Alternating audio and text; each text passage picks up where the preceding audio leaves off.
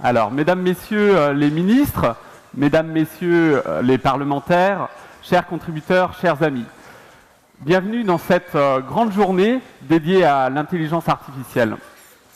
Je suis Yann Bonnet, j'ai eu l'honneur de faire partie de la petite équipe qui a accompagné Cédric Villani dans sa mission sur l'intelligence artificielle. Je suis très heureux d'être parmi vous aujourd'hui, très heureux de vous accueillir sur ce fond musical qui a été composé avec l'assistance d'une intelligence artificielle qui a été développée par un chercheur français, François Pachet. Alors on le voit, on l'entend, il y a des applications très variées. Elle va probablement transformer certaines parties de notre vie. Elle est en train de révolutionner certains secteurs comme la santé, comme le transport. Alors ce matin, nous allons avoir la chance de pouvoir parcourir ensemble les différents enjeux qui sont liés à l'intelligence artificielle. Et nous avons le plaisir d'accueillir sur scène différents intervenants qui viennent du quatre coins du monde. Et je pense que ça va être passionnant. Mais je vais dès à présent laisser la parole à Mounir Majoubi, secrétaire d'État auprès du Premier ministre, chargé du numérique, et Cédric Villani, député de l'Essonne, mathématicien, médaille Field 2010, et donc pilote de cette mission sur l'intelligence artificielle. Mounir, Cédric, merci.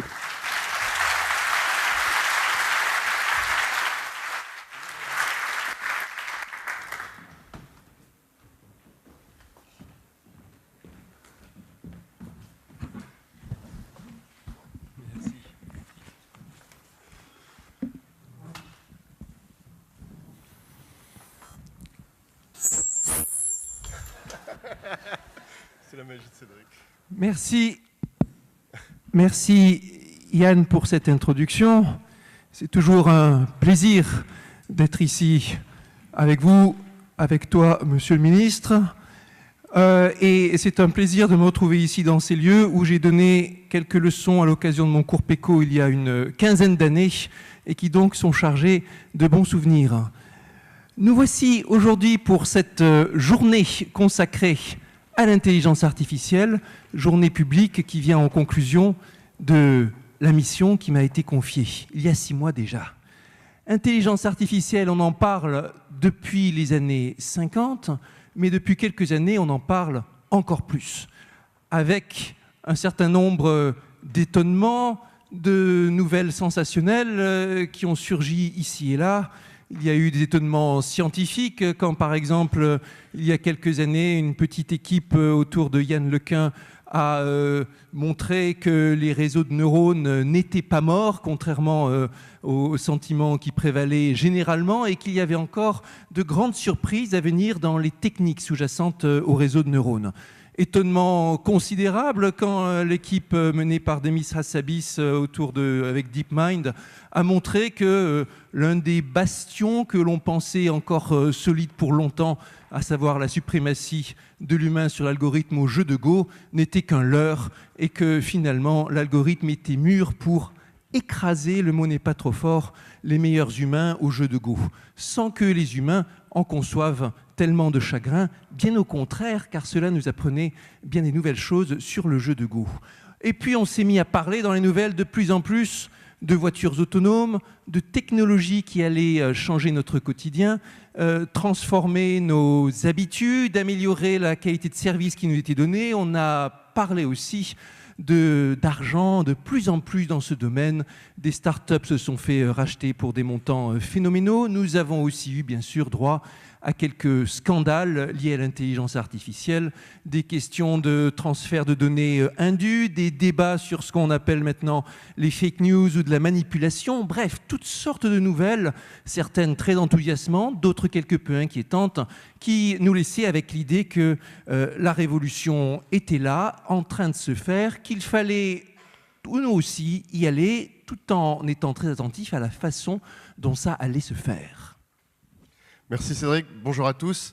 Alors, ce titre aujourd'hui, AI for Humanity, intelligence artificielle pour l'humanité, c'est aussi le nom et ça incarne la volonté que le gouvernement a toujours eue depuis le début et quand on t'a proposé, que tu as bien voulu accepter mener cette mission, de adresser 2 objectifs essentiels. celui de la performance, celui de l'humanité.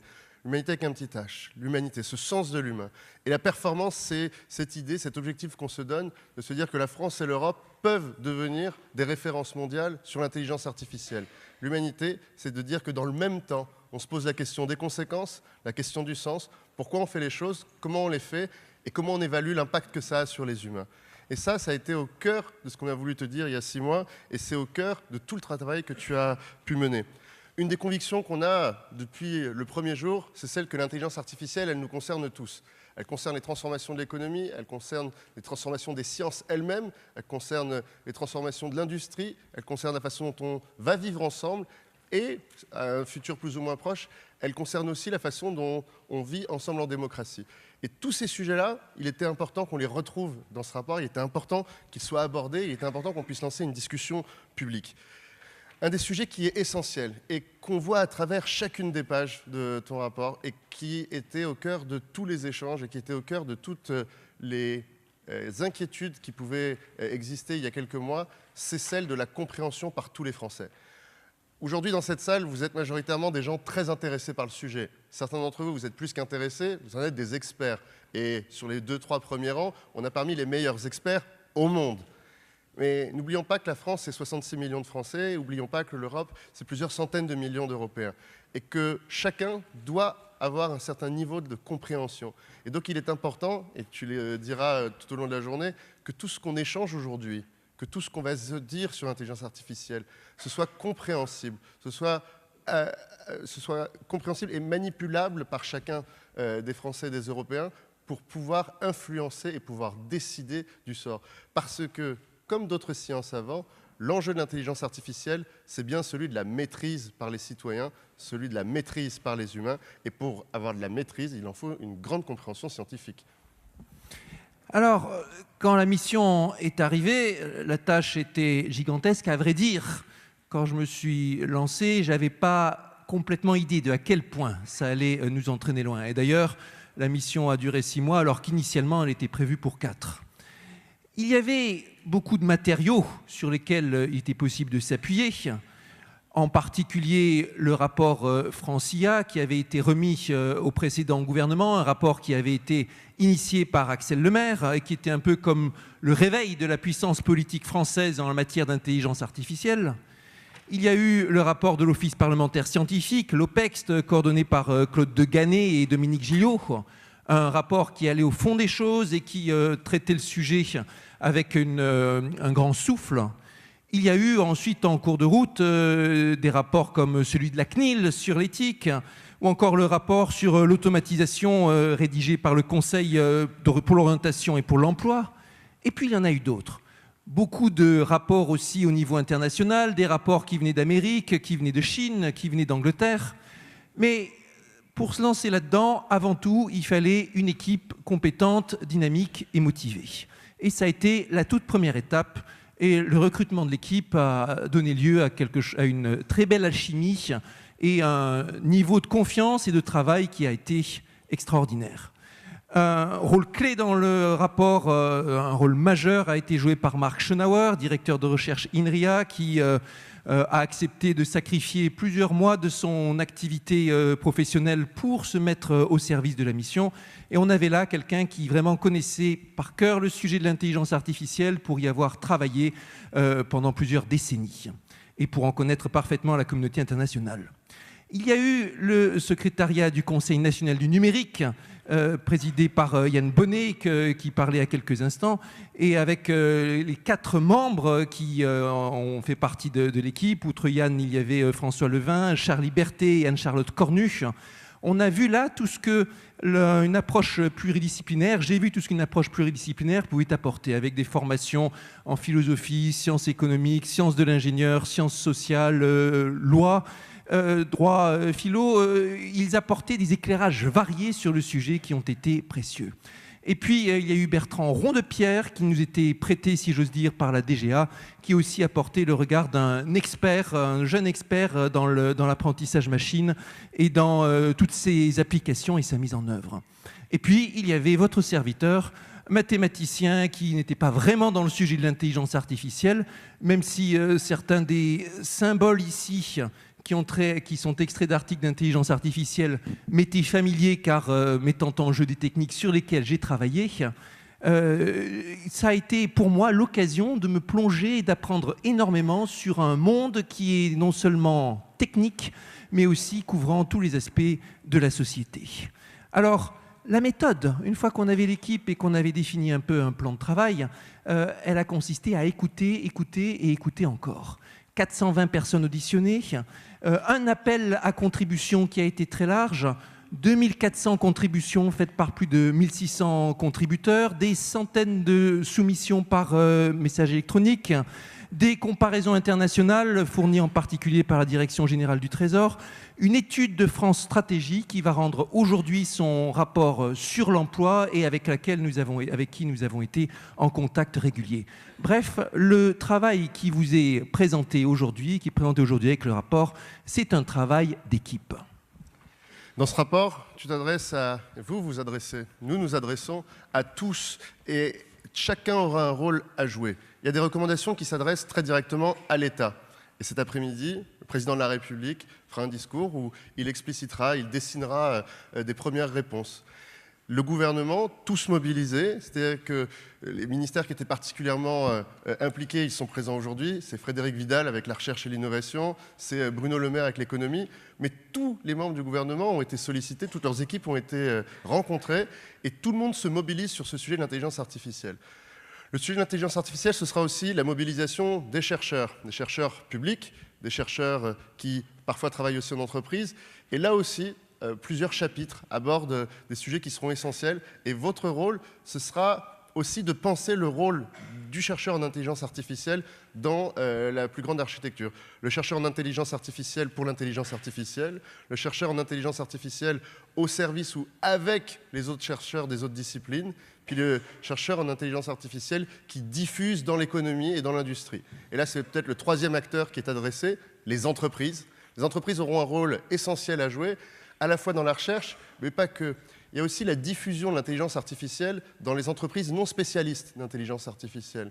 Parce qu'on a parlé beaucoup des startups de l'intelligence artificielle qui pourront se développer, à qui il faudra donner les moyens de se développer, mais il faudra aussi qu'on ait des acteurs intermédiaires, des acteurs plateformes, capables d'offrir à toutes les autres entreprises la capacité à déployer toutes les possibilités offertes par l'intelligence artificielle. Et enfin, il y a un quatrième acteur, qui est peut-être l'acteur le plus essentiel à qui vous adressez, le public le plus essentiel auquel vous adressez dans ce rapport, c'est les citoyens. Et je le rappelais tout à l'heure, s'il faut donner à chacun la capacité à comprendre, il faut vraiment se dire que c'est un impératif absolu, que si nous ne faisons pas l'effort de transmettre la capacité à comprendre l'intelligence artificielle, alors nous sommes certains que nous allons créer massivement des résistances légitimes. Aujourd'hui, c'est déjà 20% de Français qui ne savent pas utiliser une interface numérique. Donc imaginez, quand on ne sait pas utiliser une interface numérique, qu'on voit tout le monde vous parler d'Internet dans tous les sens, qu'on arrive par-dessus et qu'on rajoute que l'accélération qu'on a connue ces 20 dernières années, c'est rien à côté de celle qui arrive les 20 prochaines et que l'intelligence artificielle va tout transformer, la réaction la plus naturelle possible d'un être humain le plus normal possible, c'est de dire stop. Et donc faisons attention à ne pas recueillir ce stop et toutes les initiatives que nous mènerons nous l'État, mais nous tous ensemble, cette communauté des passionnés et des experts de l'intelligence artificielle, et qui seront de nature à faire que les citoyens comprennent, ce sera de nature à aller plus loin. Alors aujourd'hui, c'est un chantier français, mais ce qui est très important de se dire, c'est que toutes ces discussions que nous menons, toutes ces discussions que l'on porte, et quand on donne un titre « AI for Humanity », c'est qu'on est certain que l'impact, il est plus grand, qu'il est plus global, qu'il est européen, qu'il est mondial. Et donc, dans les recommandations et dans le travail qu'on démarre, il y a aussi ce sujet de l'Europe, ce sujet mondial, de la coordination entre les pays qui partagent les mêmes valeurs. Parce que l'IA, si on a une conviction forte, c'est qu'il y a une façon à la française, à l'européenne de le faire, et que ce sera cet équilibre entre nos valeurs et notre intelligence. Et qu'entre cette performance et ce sens de l'humanité, on sera capable d'être différent d'autres continents, et que cette façon singulière de penser la recherche, cette façon singulière de penser l'intelligence artificielle, eh bien, elle fera de la France et de l'Europe des territoires remarquables. Aujourd'hui, ils sont invités la ministre de la Recherche allemande et Carlos Moedas, le commissaire européen à la recherche. C'était un symbole important et c'était essentiel pour nous de se dire que tout ce que nous discutons là, nous le faisons pour les 500 millions d'Européens et plus tard à une plus grande échelle.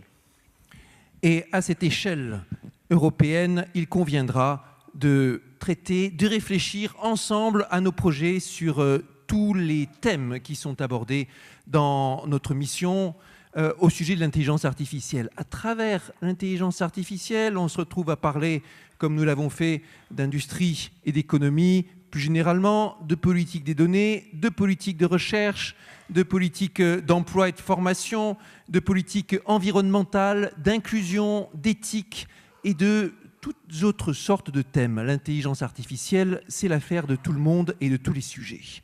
Et comme c'est l'affaire de tout le monde, bien sûr, c'est l'occasion de commencer par une discussion faisant intervenir de nombreux acteurs, et c'est le but de cette introduction, ce colloque introductif. Ce colloque qui se veut très international, je pense que sur le sujet de l'intelligence artificielle, c'est le rassemblement de plus haut niveau qui ait jamais été organisé et dont j'ai connaissance en France. En tout cas, avec des experts qui sont venus de partout, d'Europe, d'Amérique, d'Asie, qui sont spécialistes de sujets très variés à travers l'intelligence artificielle, certains des meilleurs experts dans l'IA appliquée à la santé, dans les questions de l'éthique et de l'IA, dans les politiques gouvernementales et l'IA, dans la recherche fondamentale en IA, tout ce que vous voulez. Et certains ont modifié leur plan de route, leurs emplois du temps de façon importante pour être présents aujourd'hui avec la conscience qu'il y avait un rassemblement qui avait vocation à avoir un fort impact. Ils vont s'adresser à tout le monde. Ils viennent, certains du public, d'autres du privé. Ils viennent avec leur regard et ils vous parleront de ce qui leur tient le plus à cœur. Aujourd'hui, on va parler d'intelligence artificielle, mais quand on parle d'intelligence artificielle, on se retrouve toujours à parler d'intelligence humaine.